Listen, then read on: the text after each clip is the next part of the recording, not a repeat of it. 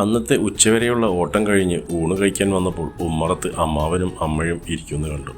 എൻ്റെ വണ്ടിയുടെ ഒച്ച കേട്ടും കൊണ്ട് എൻ്റെ ഭാര്യ അപ്പോഴേക്കും മുറ്റത്തേക്ക് ഇറങ്ങി വന്ന് കഴിഞ്ഞിരുന്നു. വീട്ടിലേക്ക് വാങ്ങിയ കുറച്ച് സാധനങ്ങൾ അടങ്ങിയ കവർ എൻ്റെ കയ്യിൽ നിന്നും വാങ്ങിയവൾ എനിക്ക് പിറകിലായി ഉമ്മറത്തേക്ക് കയറിയത്. കഴിക്കുന്നില്ലെന്ന് ഭാര്യയുടെ ചോദ്യത്തിന് മറുപടി പറയും മുന്നേ അമ്മാവനെ നോക്കി മടക്കി കുത്തിയ മുണ്ടൊന്ന് താഴ്ത്തി കുറച്ചൊന്ന് വലിച്ചു കയറ്റി പിടിച്ചു. ഉമ്മറത്തൂണിനോട് ചാരി നിന്നു. അമ്മാവൻ എപ്പോൾ വന്നു? കഴിച്ചോ? ഞാൻ കഴിച്ചടാ, നീ കഴിച്ചിട്ട് വാ, ഇനിയും ഓട്ടം പോകാനുള്ളതല്ലേ. ഞാൻ എന്നെ പ്രതീക്ഷിച്ച് നിൽക്കുന്ന ഭാര്യയോട് നീ എടുത്തു വെച്ചോന്ന് പറഞ്ഞു. എൻ്റെ വാക്കുകൾ കേട്ടാണ് പാവം അകത്തേക്ക് നടന്നു കയറിയത്. കുറച്ചു നേരം അമ്മാവനോട് സംസാരിച്ചു വന്നപ്പോഴേക്കും അവൾ എനിക്ക് ചോറെടുത്ത് വെച്ച് കാത്തു നിൽപ്പുണ്ടായിരുന്നു. നീ കഴിച്ചോ? എൻ്റെ ചോദ്യത്തിന് ഇല്ല സതുവേട്ടൻ കഴിച്ചോ? അല്ലേ ഞാൻ കഴിക്കാറ്. ഏട്ടൻ കഴിച്ചിട്ട് കഴിക്കാം എന്നവൾ പറഞ്ഞു. നീ ഇരിക്ക്, നമുക്ക് കഴിക്കാം. വേണ്ട, ഇപ്പോൾ വിശപ്പില്ല ഏട്ടാ. പിന്നെ അമ്മ കഴിച്ചില്ല, ഞാൻ അമ്മയ്ക്കൊപ്പം കഴിച്ചോളാം. പിന്നെ ഞാനൊന്നും പറഞ്ഞില്ല. അവൾ വിളമ്പി വെച്ചതൊക്കെ കഴിച്ച് കറിയെല്ലാം കൊള്ളാമെന്ന് പറഞ്ഞപ്പോഴും അവളിൽ അത്ര സന്തോഷമൊന്നും കണ്ടില്ല. അല്ലെങ്കിലും എനിക്കറിയാം അവൾ എന്നെ ഓർത്ത് എപ്പോഴും സങ്കടപ്പെടുന്നു എന്ന്. ഇപ്പോൾ അമ്മാവൻ പറഞ്ഞതും അവൾ കേട്ട് കാണണം എന്ന് ഞാൻ കരുതി. അവളുടെ നിൽപ്പ് കണ്ട് ചോറ് രണ്ടാമത് വാങ്ങി ബാക്കി വെച്ച കൈ കഴുകി വന്നപ്പോൾ ഞാൻ ബാക്കി വെച്ച ചോറവൾ വാരി കഴിക്കുന്നത് കണ്ടു. എനിക്കറിയാം എൻ്റെ കഷ്ടപ്പാടുകൾക്കൊപ്പം നിൽക്കുന്നവളാണെന്ന്, എൻ്റെ പാതിക്കായി എപ്പോഴും കാത്ത് നിൽക്കുന്നവൾ. അതുകൊണ്ട് ഞാനെപ്പോഴും അവൾക്കായി ഭക്ഷണം പകുതിയിൽ കഴിച്ചു നിർത്തും. കാരണം എനിക്ക് അവൾ പട്ടിണി കിടക്കുന്നത് സഹിക്കുന്നതിനും അപ്പുറമായിരുന്നു. ഞാൻ അവളോട് അടുത്ത് വന്നിരുന്നു. നീ അറിഞ്ഞോ അമ്മാവൻ എന്തിനാണ് വന്നതെന്ന്? അറിഞ്ഞു. നിനക്ക് സങ്കടമുണ്ടോ? എൻ്റെ ഏട്ടനെ ഓർത്ത് അതല്ലേ ഉള്ളൂ എനിക്ക് എന്നും. നിനക്ക് എൻ്റെ കൂടെയുള്ള ജീവിതം മടുക്കുന്നില്ലേ? ഞാൻ ആ നിമിഷം ഉള്ളിൽ സങ്കടം മുളപ്പിക്കാൻ ഒരു തമാശ പറഞ്ഞതായിരുന്നു. എനിക്കങ്ങനൊന്നുമില്ല ഏട്ടാ. ഞാനെപ്പോഴും ഏട്ടൻ്റെ ഒപ്പം സന്തോഷം കൊണ്ട് ജീവിക്കുന്നു. പക്ഷേ മറ്റു ചിലതൊക്കെ കാണുമ്പോൾ വിഷമം വരും, അത്രയേ ഉള്ളൂ. നീ സങ്കടപ്പെടണ്ട, എല്ലാം ശരിയാകും. ഞാൻ പോയി വരാം. നിനക്ക് എന്തെങ്കിലും വേണോ? ഒന്നും വേണ്ട ഏട്ടാ, ഇരുട്ട് മുന്നേ വന്നാൽ മതി. ഞാൻ എന്നിട്ട് പുറത്തേക്ക് കടക്കുമ്പോൾ അവൾ കഴിച്ചിരുന്ന പാത്രവുമായി എഴുന്നേറ്റ് പോയിരുന്നു. അമ്മാവനോട് യാത്ര പറഞ്ഞ് ഞാൻ എന്നെയും കാത്ത് കിടന്ന ഓട്ടോയിലേക്ക് കയറി. അതൊരുപാട് നിർത്താതെയുള്ള ഓട്ടങ്ങൾക്ക് ശേഷം തളർച്ച ബാധിച്ചതുപോലെ മെല്ലെ മുരണ്ടു നീങ്ങി. അതിൻ്റെ മുന്നോട്ടുള്ള ഇളക്കത്തിനനുസരിച്ച് എൻ്റെ മനസ്സിലെ ബാധ്യതകളും ഓരോന്നായി ഇളകി വീണുകൊണ്ടിരുന്നു. കുഞ്ഞുനാളിലെ അച്ഛൻ്റെ മരണശേഷം അമ്മയെയും അനിയനെയും നോക്കി പക്വത ഒത്തു വന്ന പ്രായത്തിൽ ചെറിയ ചെറിയ പണികൾ ചെയ്തും അനിയൻ്റെ വിശപ്പും പഠനവും അവൻ്റെ എല്ലാ കാര്യവും നോക്കി അവനൊരു നിമിഷം പോലും സങ്കടപ്പെടാതെ വെളിച്ചം മറിയുവോളം ഞാൻ പണിയെടുത്ത് 19-ാം വയസ്സിൽ സ്വന്തമായൊരു ഓട്ടോ വാങ്ങി ഓടിച്ചത് അതിനും മറ്റൊരു കാരണം കൂടെ ഉണ്ടായിരുന്നു. കുടുംബം നോക്കുന്നതിനൊപ്പം അവനെ രാവിലെ കോളേജിൽ കൊണ്ടുവിടണം. അതിനുശേഷം ഓട്ടത്തിനിറങ്ങുക. പിന്നെയും സങ്കടങ്ങൾ ഓരോന്നായി വന്നു. അതിനിടയിൽ അവനെന്നെ ആദ്യമായി വേദനിപ്പിച്ചത് ഏട്ടൻ്റെ കൂടെ ഓട്ടോയിൽ വരുന്നത് അവന് കുറച്ചില്ലാണെന്ന് പറഞ്ഞപ്പോഴും ഒടുവിൽ അവനൊരു ബൈക്ക് വേണമെന്ന് പറഞ്ഞതും ഉള്ളത് കൊണ്ടും കടം വാങ്ങിയും അവനൊരു ബൈക്ക് വാങ്ങിക്കൊടുത്തു. പതിയെ അവൻ പലതും മറന്നു. ഒരു നാൾ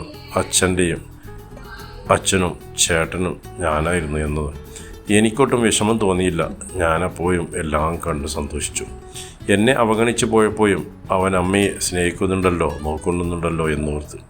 ഒടുവിൽ സ്വന്തമായി അനിയൻ നല്ല ജോലി നേടുകയും ഞാൻ അമ്മയ്ക്ക് വേണ്ടി 30-ാം വയസ്സിൽ ഞാൻ രാജിയെ കല്യാണം കഴിക്കുകയും അത് കഴിഞ്ഞ് അവനും ഒരു വിവാഹം നേരത്തെ വേണമെന്ന് വാശി പിടിക്കുകയും അടുത്തൊരു കൊല്ലത്തിന് ഇടയിൽ അനിയനെയും അവനിഷ്ടമുള്ള പെണ്ണിനെ കെട്ടിയതും അതിനുവേണ്ടി അന്നുണ്ടായിരുന്ന ഓട്ടോ വിറ്റതും വീണ്ടും മറ്റു പണികൾ ചെയ്തും സ്വന്തം നിലനിൽപ്പിന് ഒരു പഴഞ്ചൻ വണ്ടി സ്വന്തമായി വാങ്ങിയതും അനിയൻ അവളുമായി വീട്ടിലേക്ക് കയറി വന്ന നാളുകൾ തൊട്ട് അവൾക്കും അവനും എന്നും പരാതികളായിരുന്നു.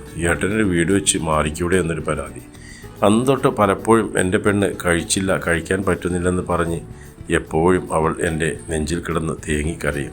ഇന്നിപ്പോൾ അനിയനും അവൻ്റെ ഭാര്യയും ഇവിടെ നിൽക്കാൻ പറ്റില്ലെന്ന് പറഞ്ഞ് അവളുടെ വീട്ടിലും അവർക്ക് ഇങ്ങോട്ട് വരാനെങ്കിൽ ഞാൻ ഒഴിഞ്ഞു കൊടുക്കണം. അത് പറയാനായിരുന്നു അമ്മാവൻ വന്നത്. എത്ര പെട്ടെന്നാണ് മനസ്സുകൾ മാറി മറിയുന്നത്. സ്വന്തമായൊരു വീട് കയ്യിലാണെങ്കിൽ അതിനുള്ള സമ്പാദ്യമായിട്ടില്ല. എൻ്റെ പെണ്ണിൻ്റെ ഒരു ദിവസത്തെ മുഖം കാണുമ്പോഴും അവൾക്ക് വേണ്ടി ഒരു കൊച്ചു വീട് ദൂരെ എവിടെയെങ്കിലും അത് മതിയായിരുന്നു എനിക്ക്. അങ്ങനെ കുറച്ച് ദിവസത്തോടെ അമ്മയുടെ നിരന്തരമായുള്ള കാര്യം പറച്ചിലുകൾക്കിടയിൽ വീടെന്ന മോഹം മനസ്സിൽ കൊണ്ട് എത്രയോ വഴിയോരങ്ങളിലേക്ക് വണ്ടി ഓടിച്ചു.